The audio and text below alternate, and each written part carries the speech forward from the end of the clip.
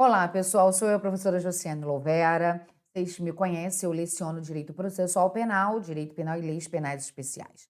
E hoje nós vamos falar sobre o tema violência doméstica e familiar contra a mulher.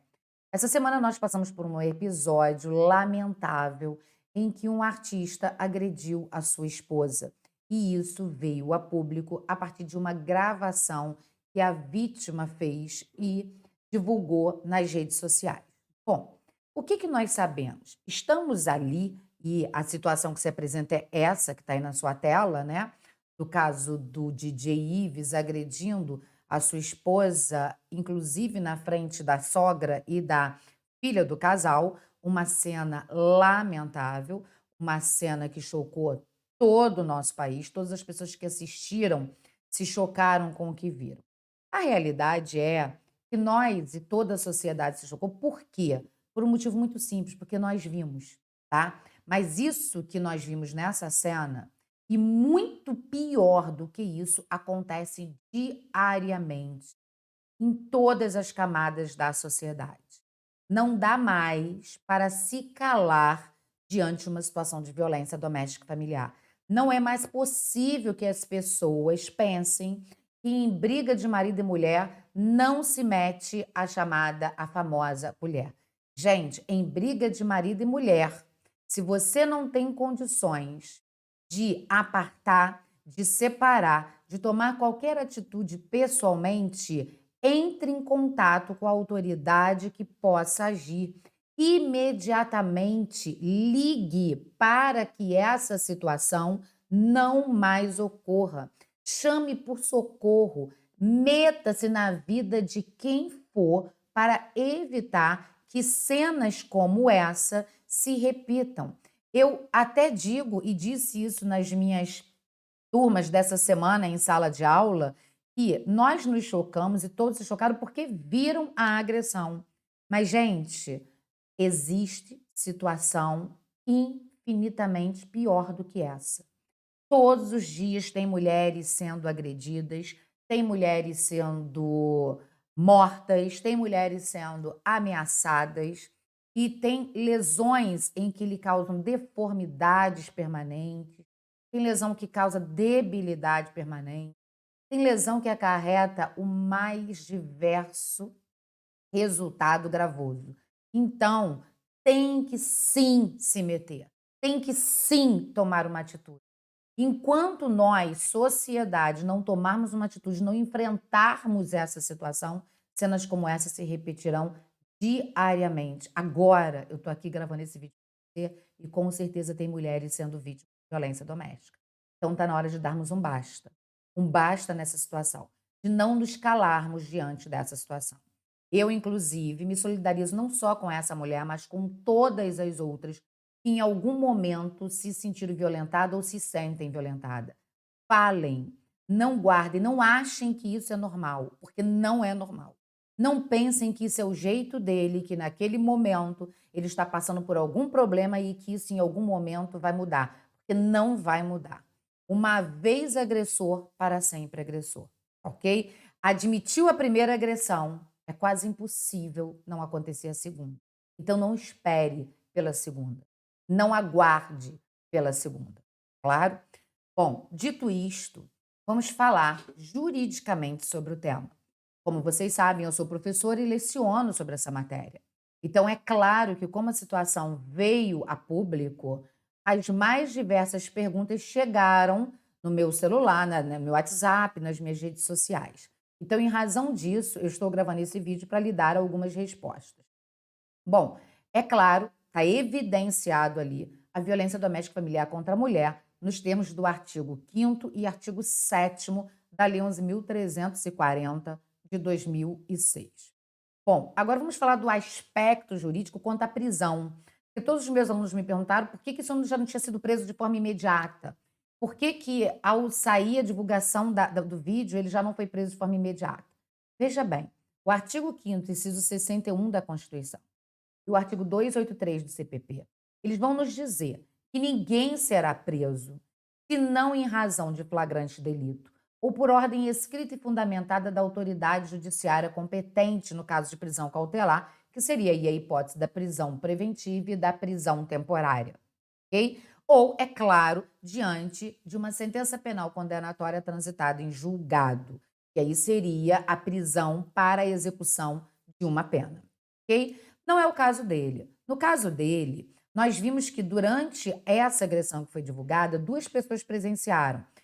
O que se veio tomar conhecimento, que uma pessoa é um funcionário dele e a outra é a mãe dela. Veja bem, naquele momento da agressão, existia situação de flagrante. Qualquer do povo poderia tê-lo prendido, porque o artigo 301 do CPP vai dizer: qualquer pessoa do povo poderá, a autoridade policial e seus agentes deverão prender quem quer que seja encontrado em flagrante delito. Não vou aqui discutir o porquê que as pessoas que estavam ali não tomaram uma atitude para fazer cessar aquela agressão, ou porque não tomaram uma atitude de chamar a polícia ou de gritar para o socorro com o vizinho. Por quê? Porque a gente não estava ali e não é aqui a minha finalidade analisar o comportamento de quem assistiu e nada fez, tá? Por quê? Várias são as possibilidades.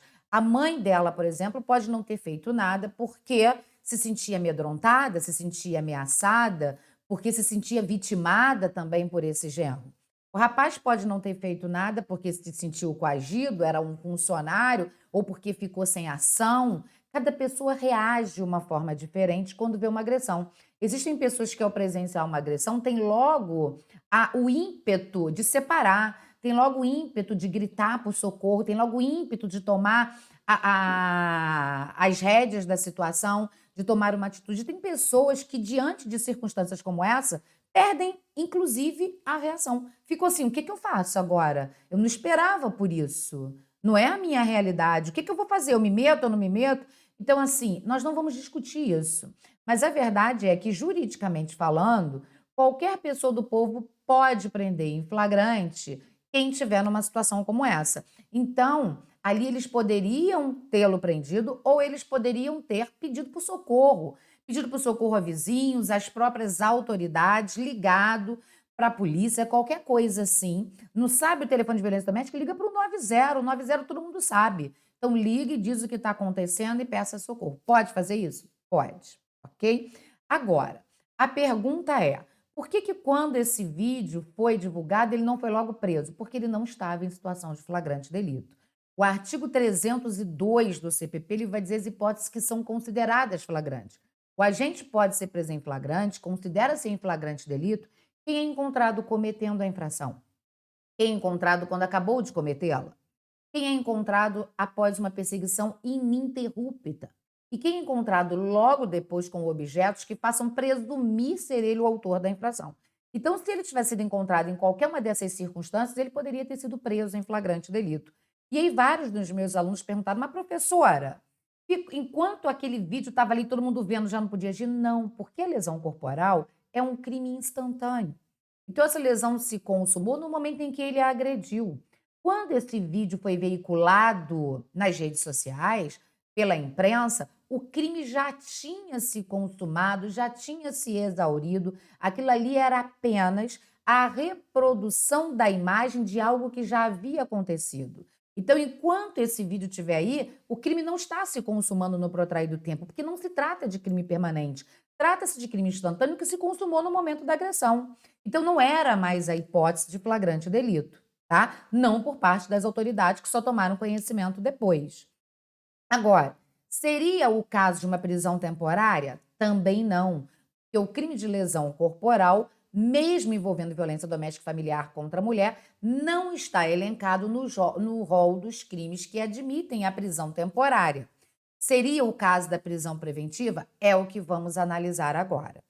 Para que esse caso seja ou se inclua nas hipóteses de cabimento de prisão preventiva, é necessário que nós estejamos diante daquilo que dispõe o artigo 312 e 313 do CPP.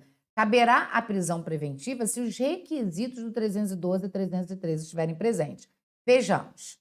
Olha, primeira situação que nós vamos analisar aqui. Não era o caso de flagrante, mas se fosse, olha o que diz o artigo 301 do CPP.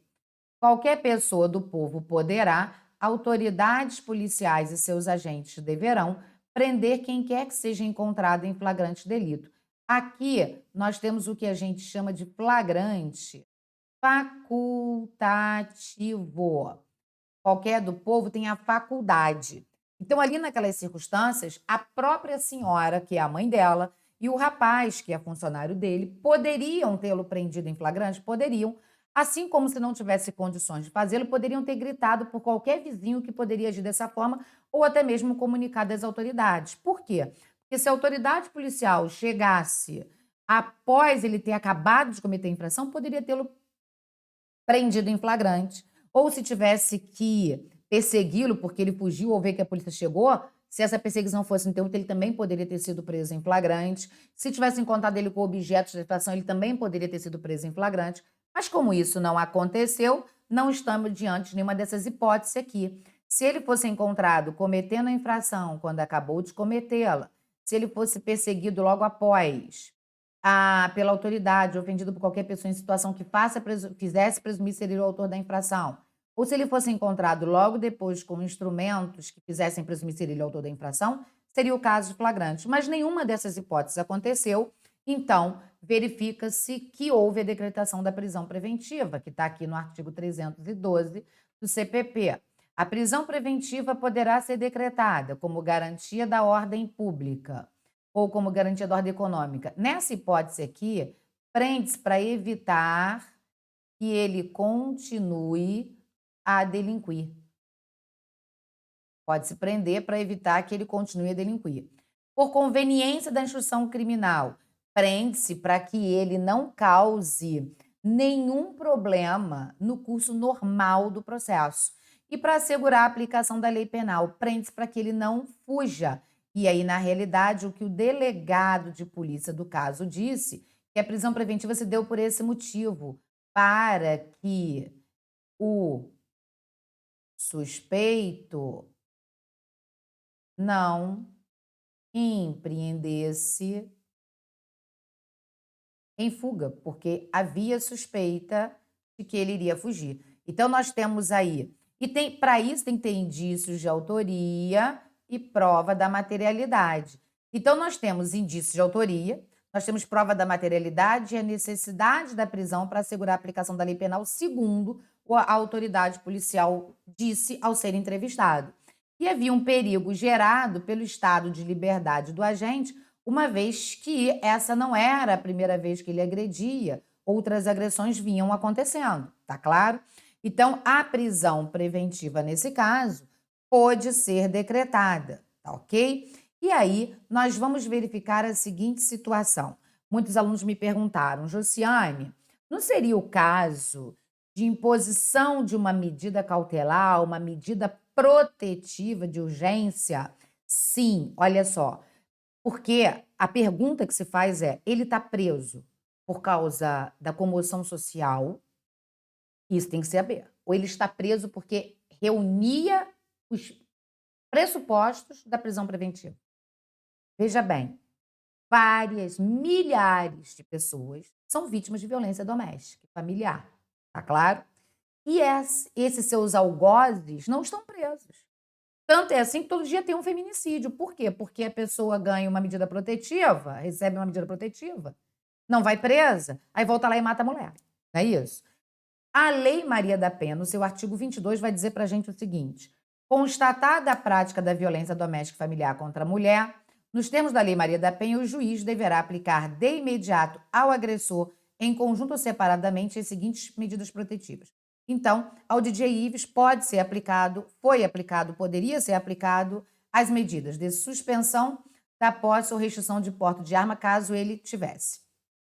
Afastamento do lar, domicílio local de convivência com a ofendida, proibição de determinadas condutas entre as quais a aproximação da ofendida de seus familiares, das testemunhas, fixando um limite mínimo de distância entre estes e o agressor, o contato com a ofendida, seus familiares e testemunhas por meio de comunicação, qualquer meio de comunicação, a frequência de determinados locais a fim de preservar a integridade física e psicológica da ofendida, a restrição ou suspensão de visita aos dependentes menores, ouvida a equipe de atendimento multidisciplinar ou serviço similar, prestação de alimentos provisionais ou provisórios, comparecimento do agressor a programa de recuperação e educação, acompanhamento psicossocial do agressor por meio de atendimento individual ou em grupo de apoio.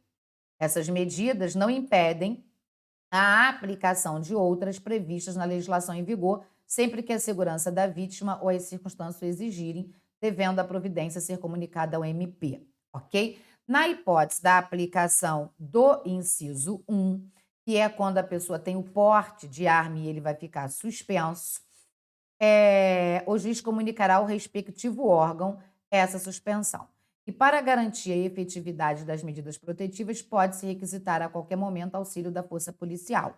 Aplica-se às hipóteses previstas neste artigo que couber o disposto no artigo 461, parágrafos 5º e 6º do Código de Processo Civil. Bom, então olha só, houve a agressão. Por que eu estou respondendo isso para vocês? Porque vários dos meus alunos me perguntaram, Josiane, vários são os casos de violência doméstica de que diariamente a gente toma conhecimento e a pessoa não está presa. Então, o DJ Ives, ele foi preso porque a coisa chegou a público de forma que causou um clamor público, uma comoção social, ou ele foi preso porque estavam presentes requisita preventiva? Bom, essa resposta eu não posso te dar. Eu não sou advogada do caso, eu não sou a delegada do caso, porque eu não tenho os autos do procedimento nas minhas mãos. E nem posso ter esses autos, por quê? Por se tratar de procedimento que envolve violência doméstica familiar contra a mulher, ele corre em segredo de justiça. Então, a gente só vai obter as informações que estão sendo veiculadas na mídia, ok? Mas vamos conversar sobre essa situação sem considerar o vídeo, sem considerar o caso de Ives. A violência doméstica e familiar, por si só, impõe a decretação da prisão preventiva? Não. A violência doméstica e familiar, por si só, não impõe a decretação da prisão preventiva. Por quê? Porque o nosso ordenamento jurídico dispõe que a prisão preventiva é a última ratio. O juiz só determinará a prisão preventiva quando não couber outra medida cautelar, no caso da violência doméstica, uma medida protetiva de urgência, no caso concreto.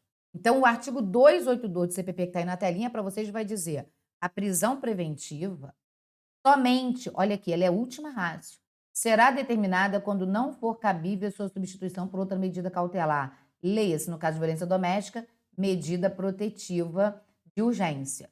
Observado o disposto no artigo 319, nesse caso, disposto no artigo 22 da Lei 11.340 de 2006, que é a Lei Maria da Penha, e o não cabimento da substituição por outra medida cautelar que deverá ser justificado de forma fundamentada nos elementos presentes no caso concreto. Eu não tenho a ordem de prisão preventiva do DJ Ives nas mãos. Eu não sei qual foi o fundamento que o juiz utilizou. Mas a verdade é que é necessário que saibamos que a violência doméstica e familiar, por si só, não autoriza a decretação da preventiva. E, de início, se não estiverem presentes os requisitos da preventiva, o juiz deve determinar as medidas cautelares pessoais e as medidas protetivas de urgência que está aí na sua telinha, no artigo 22 da Lei 11.340, ok? Então, ou o juiz vai determinar medidas cautelares pessoais diversas da prisão, cumuladas ou não com medidas protetivas de urgência previstas na Lei Maria da Penha, ou apenas as medidas protetivas de urgência. E aí, se o agente descumprir essa medida protetiva de urgência, ele incidirá no crime do artigo 24A da Lei Maria da Penha, que vai dizer: descumprir decisão judicial que defere medidas protetivas de urgência, pena de detenção de 3 meses a 2 anos. A configuração do crime independe da competência civil criminal do juiz que determinou a medida protetiva. Na hipótese de prisão em flagrante, apenas o juiz poderá conceder a fiança, e o disposto neste artigo não exclui a aplicação de outras sanções cabíveis, ou seja, o fato dele responder pelo crime de descumprimento de medida protetiva de urgência não vai impedir que tenham outras sanções cabíveis. Agora, para o juiz decretar a prisão preventiva do autor de crime, isso é qualquer crime, não apenas violência doméstica, é necessário que estejam presentes os requisitos do artigo 312 do CPP. Olha, a prisão preventiva poderá ser decretada como garantia da ordem pública, garantia da ordem econômica, ou seja, para evitar que o agente continue a delinquir, por conveniência da instituição criminal, ou seja, para que haja regular andamento do processo, ou para assegurar a aplicação da lei penal, ou seja, para que o suspeito não empreenda em fuga. Nesse caso concreto, o delegado de polícia do caso deu uma entrevista dizendo que havia repressado pela prisão preventiva para que o suspeito não empreendesse em fuga, uma vez que já havia a suspeita de que ele fugiria, tá claro? Já tinha lá, eles estavam monitorando o agressor e já havia suspeita de que ele fugiria, então por isso representou-se pela prisão preventiva. Então, a prisão preventiva será cabível quando for necessária para garantir a ordem pública, impedir que ele continue a delinquir. A ordem econômica não se aplicaria aí porque o crime não foi contra a ordem econômica, por conveniência de ação criminal, ou seja, para o regular andamento do processo, ou para assegurar a aplicação da lei penal. Quando houver prova da existência do crime, a prova da existência do crime já existia, ela foi a exame de corpo de delito, além do mais, tinha um vídeo, e o indício suficiente de autoria que nós já sabemos que era ele. E quando houver perigo gerado pelo estado de liberdade do agente, ou seja, ele solto é um perigo para aqueles que estão em sua volta, tá? Então, nesse caso, cabe a prisão preventiva. Agora, e se o juiz verificasse que não era necessária a prisão preventiva, que de início a imposição de medida protetiva e a imposição de medidas cautelares seriam suficientes? Poderia não tê-lo prendido preventivamente, não ter decretado a prisão preventiva e ter permitido que ele respondesse a esse processo em liberdade. E caso ele descumprisse as medidas cautelares, aí o juiz poderia, em substituição à medida cautelar descumprida, decretar a prisão preventiva conforme prevê o parágrafo 1º do artigo 312. A prisão preventiva poderá ser decretada em caso de descumprimento de qualquer das obrigações impostas por outras medidas cautelares. E ela também pode ser decretada quando envolver violência doméstica e familiar para garantir a execução das medidas protetivas de urgência. Então, se o juiz verifica que impôs a medida protetiva de urgência, mas que a pessoa a está desrespeitando, não há outra forma de garantir, o juiz pode decretar, sim, a prisão preventiva. Nesse momento, nós não temos como dizer, porque nós não temos o caso em tela, nós só temos aquilo que está sendo veiculado pela mídia. E pelo que está sendo veiculado pela mídia, o delegado já deixou claro que a prisão preventiva foi por ele representada em razão da possibilidade de fuga do agressor. E se há essa possibilidade de fuga do agressor, se existia essa suspeita, esse comportamento dele de iminência à fuga, realmente é motivo para a prisão preventiva, ok? Agora, respondendo às perguntas que me foram formuladas, o simples fato de ser autor de um crime envolvendo violência doméstica e familiar, por si só, autoriza a decretação da prisão preventiva? A resposta é não, tá? Por quê?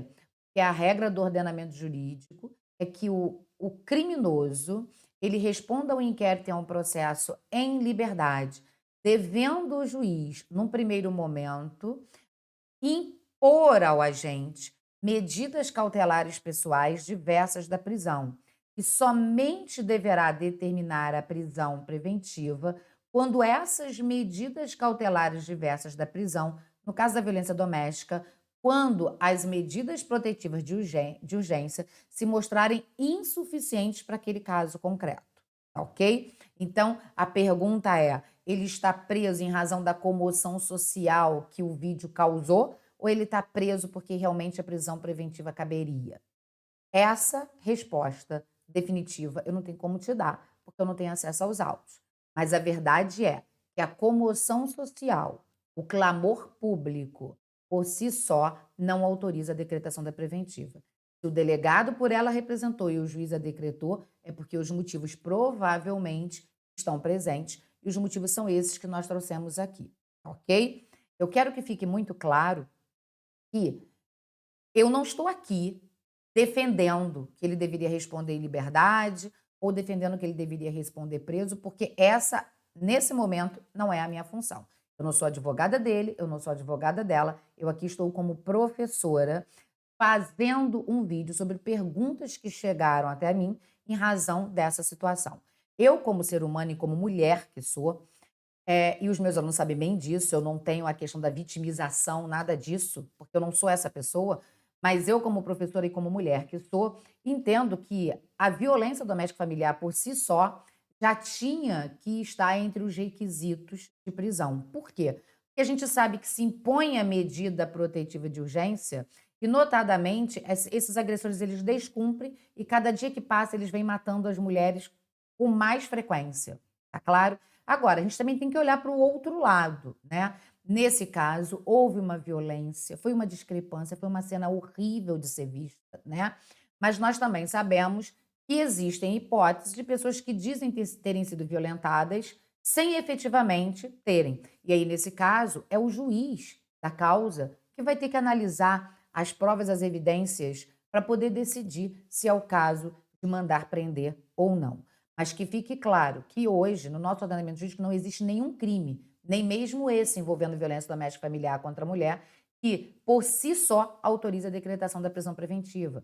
Inclusive, a jurisprudência uníssona dos nossos tribunais é que a gravidade em abstrato do delito por si só não autoriza a decretação da prisão preventiva. O juiz terá que analisar no caso concreto se realmente as medidas cautelares pessoais diversas da prisão e as medidas protetivas de urgência no caso da violência doméstica, elas realmente não se mostram suficientes. Se elas não se mostrarem, aí sim, ele decreta a prisão preventiva. Ok?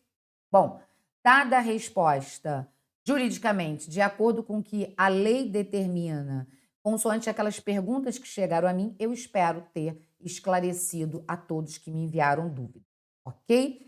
E termino esse vídeo lamentando o ocorrido, lamentando, e dizendo a todos, não se calem, comuniquem todas as vezes que virem uma cena de violência doméstica familiar.